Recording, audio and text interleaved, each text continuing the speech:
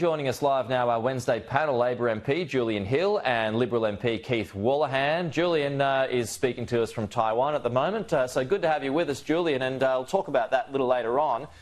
But on this issue of a two-state solution, we spoke about this just last week, but by pushing for Palestinian statehood now, when the job isn't done by Israel, Hamas is still there. How is this not rewarding Hamas, which is not even interested in a two-state solution? Well, this debate comes in the context of an accelerating global discussion about recognition of Palestinian statehood to help build the pathway towards a two-state solution. It's been Australia's long-standing position, bipartisan position, in support of a political solution to this decades-old conflict. And that's what this debate is about. But I'd make 2 points. Firstly, this is in Israel's own security interests. Israel needs recognition in the region, and ultimately that will only come from a number of its neighbours and countries in the region when there's a Palestinian state recognised alongside it. But the second point is it undermines support amongst the Palestinian people for extremism. It gives hope, it gives reassurance that there is a pathway out of this decades-long cycle of violence. And to be very clear, Australia sees no role for Hamas in the future governance of a Palestinian state. Keith, your thoughts on this? Do you support a two-state solution, first of all? It's bipartisan support for a two-state solution, but this is one of the most intractable problems in international security and policy in human history. So to think that we're going to solve this in a speech by the Australian Foreign Minister, I think is hubris. This will only be solved by a negotiation, and the timing of this is important. So to have shifted the dial from an Australian perspective, I agree with Susan Lee that this is giving a public relations victory to Hamas for what they did on the 7th of October. The timing is all wrong. Of course, long term, all reasonable people want a two-state solution, and it is in Israel's and Palestinian people's interests. But the timing of this doesn't help at all. OK. Julian, Susan Lee also said on this show earlier that in terms of interests, this is about the Labor Party's interests. It's about domestic politics to placate the left wing of the party. How do you respond to that? Oh, it's just ridiculous. I mean, honestly, if that's the kind of rhetoric we get from the country's opposition about an issue which they're fundamentally in support of, a two-state solution, we'll give a mirror to Susan Lee so she can gaze back at herself. I'd make 2 points. The Australian community do not want this decades-old conflict imported into our society. The majority of Australians don't want to hear about this, or they just want a civil discourse, and that's true right across the country. But we've made consistent criticisms both of the Greens political party for seeking to politically profit and inflame this conflict, spreading lies and disinformation.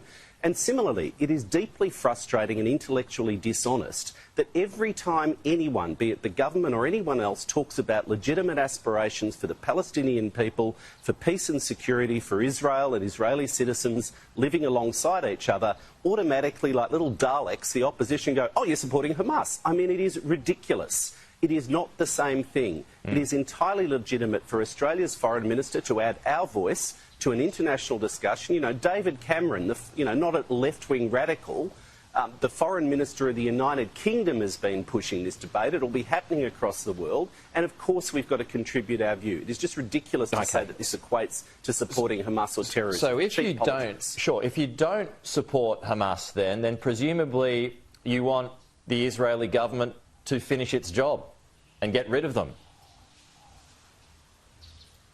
Well, I mean, we're going down little rabbit holes here. The point the Foreign Minister's made in the speech is Hamas has no... But that's a fundamental point to it. I mean, what she's saying is about the future of Hamas, and it shouldn't be there. But for them not to be there, the IDF has got to go in and take them out. And the point is also around collective security, and that Israel's security is best guaranteed when the region recognises Israel and provides those security assurances. That's simply not going to happen in many cases without a Palestinian state. And recognition as a pathway to a two-state solution is in Israel's security interests because it undermines support both within the Palestinian people but within the other countries in the region for extremism and for the behaviour of Iran. Keith, given this push this morning, plus the appointment of an advisor to watch the Israeli investigation following the deaths of the 7 aid workers. Is our government in danger of isolating itself from the Israeli government and Jewish groups? There is that danger, but just to go back to your question to Julian, when you spoke about whether Hamas should be eliminated and that should continue, he said that's a little rabbit hole. It's anything but. It's the central question for this conflict. In order for there to be peace, the hostages need to be returned and Hamas needs to be degraded to the point that they don't have control and can't initiate another attack like they did last year. That's the pathway to peace, not shifting the dial on whether we're going to tip the hand of in a public relations war for Hamas in this conflict. That is the central question, and it's not been answered. OK, we're out of time, gentlemen, but I do have to ask you, Julian, because something caught my eye last night, and this is a complete change of pace, folks, but you've updated your parliamentary register of interests. You've added a statue of yourself.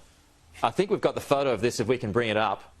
Yeah, so this is a statue of Julian Hill that's been given to you by one of your constituents, as I understand. What's the story here?